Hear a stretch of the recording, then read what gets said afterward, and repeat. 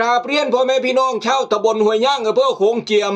ผู้สวยผู้งามผู้รูปหล่อผู้ใจดีผู้สามารถผู้ฉลาดเลือกทั้งหลายครับอย่าลืมนะครับวันที่11 มกราคม 69ไปเลือกตั้งนายกอบต.ไปเลือกเอาคนดีๆมาพัฒนาบ้านเฮามันต้องเปลี่ยนละมั้งมันได้เวลาเปลี่ยนหรอบ่สิ่งที่ผ่านมามันดีพอหรือยังถ้ามันบ่ดีพอเฮาต้องเปลี่ยนเอาคนดีคนเก่ง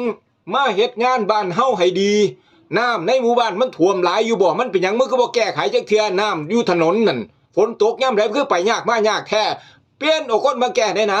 ไฟก็บ่สว่างไปไสมาไสมันก็มืดก็ค่ำมันก็บ่ปลอดภัยมันก็อันตรายเปลี่ยนแน่นะพี่น้องครับต้องเลือกเอาคนที่ดีมาดูแลสุขภาพของท่านมาดูแลน้ำดูแลไฟดูแลการไปการมาดูแลเศรษฐกิจพี่น้องชาวตำบลห้วยย่างครับอย่าลืมด้วยครับเลือกบุญล้อมบัวทุ่มเบอร์หนึ่งหมอล้อมบ้านเฮา